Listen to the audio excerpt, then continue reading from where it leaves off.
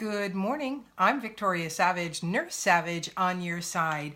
And we're having coffee this morning. Yay! I'm back. I'm well.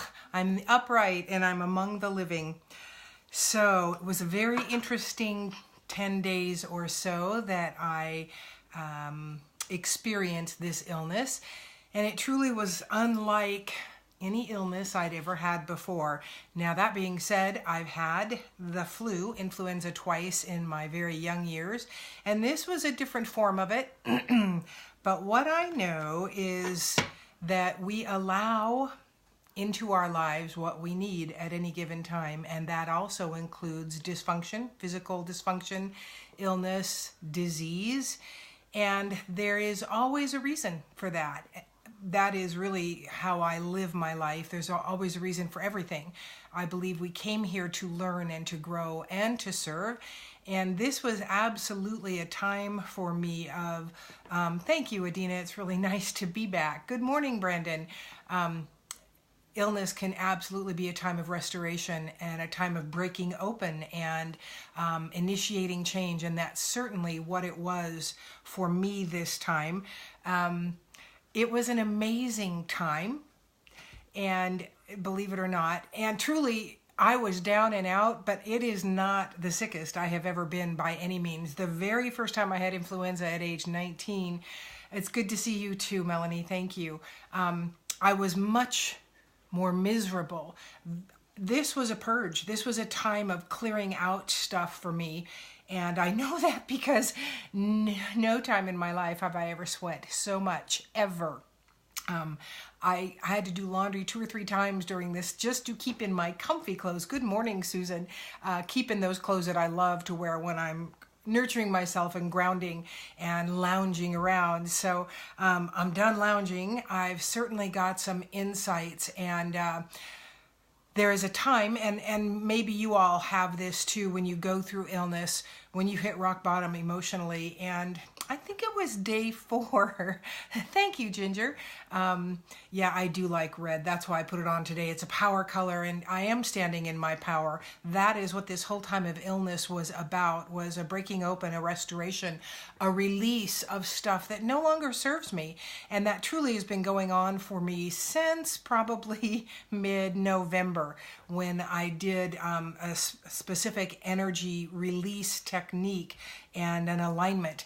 And it started then, and there's been every one of the illnesses that I've had since then, which, I mean, I rarely get sick yearly, let alone 3 times in a couple months, were none too horrible and yet prolific for moving stuff through my body. So I do know that it was a time of purge, and I'm back. I am ready to move forward with leaps and bounds and to bring to you what Creator gives me, what He shares, what they share with me, and to help you open up to your intuitive, creative spirit aspect so that you can live more fully in this life.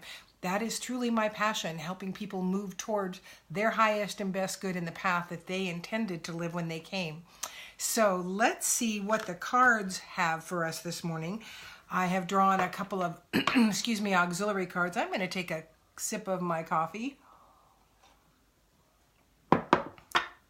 And let's see what this healing room oracle has for us today.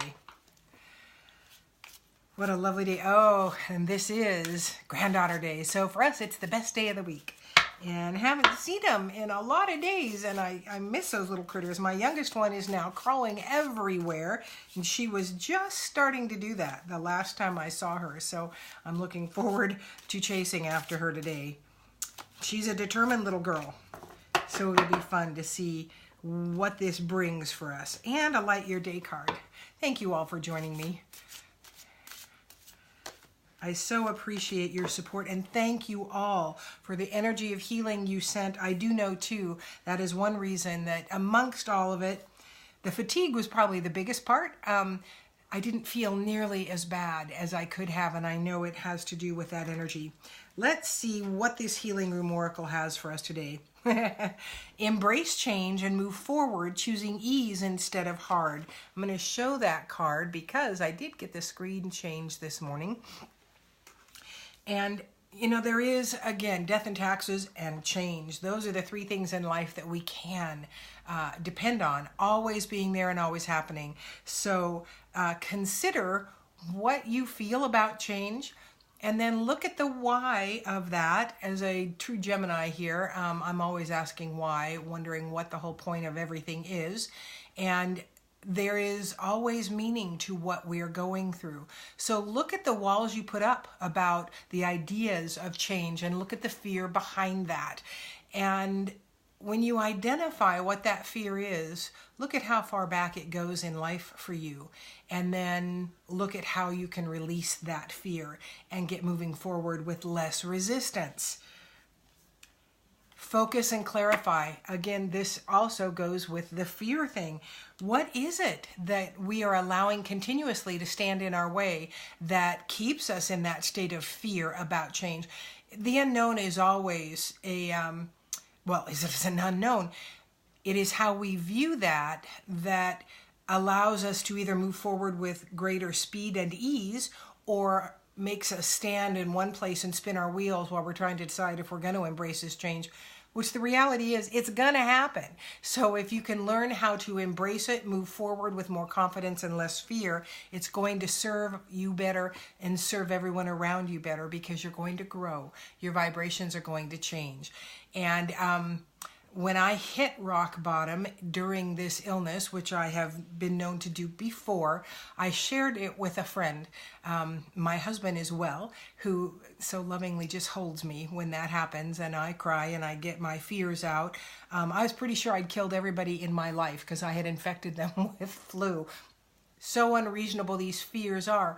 But these times are what allows you to see what is the absolute underlying truth. And mine was a great fear that had been with me from the beginning of my existence. And this was what she worked with me during this process to release it. As she said, do you want to sit in your shit or do you want to get rid of it? I'm not one to sit there, so I chose to work to get rid of that one specific thing. So let's see what Michael has for us today. You and your loved ones are safe. And know that, just take that today, especially if you have an area in life that is causing you worry about those loved ones. Allow Michael to surround them and visualize that in your mind. Just imagine him surrounding him with his great wings of love and keeping your loved ones safe as you move forward. For I know there's a specific person out there who is living with this fear. So allow Michael to be there. Just call, just ask, and that is the point. They will always be there. Good morning, Ahmad. All right, what does the energy oracle, the temple path, and what this means for me is that as this temple of our spirit, this body is the human temple for our spirit, and allowing yourself to care more fully for your body, whatever that means. We all pretty much know there's one or two things that we kind of do to our bodies over and over again that we know better.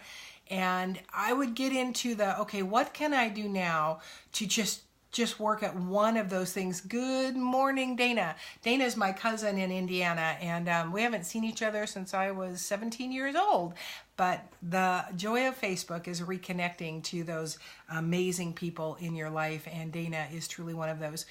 So take care of the temple, and one of the ways you can do that is by connecting to Spirit, to God, to the Creator, and asking for the strength to do some of the things you know you need to do to be in better alignment with your physical, and for the guidance to be able to move forward in your more spirit-led aspects, so that you're living closer to God in this life and you're allowing God to have a greater presence. And the power in that is incredible. So don't shy away from that. Allow the temple path to be closer to what you want. Healing energy flows through you. I love this card, the Mystic Healer. And we all have that energy. Allow it available to us for healing whatever, whether it's emotional, physical, mental things.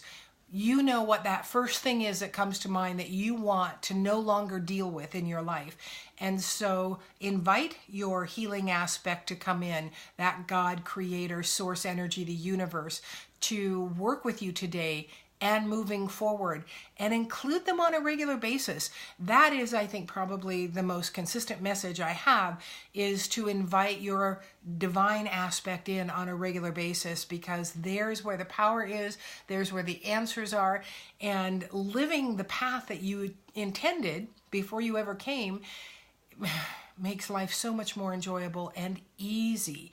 Easy, easy, easy. That is really what I believe we came to live through this humanness, was to find how to live the most easy path we can take. Excuse me, I am still purging. So we're going to read the Light Year Day card. I know some of you participated in that 10-day challenge that helps raise your vibration. Good morning, Bridget. And so I'm asking you to consider that again. Just go back through those and see what it was that helped you raise your vibration in that. It really is a change of focus. Let's see what Light Your Day says. The light flowing to you this morning is beautiful iris purple. This is the light of love, gifts, and blessings.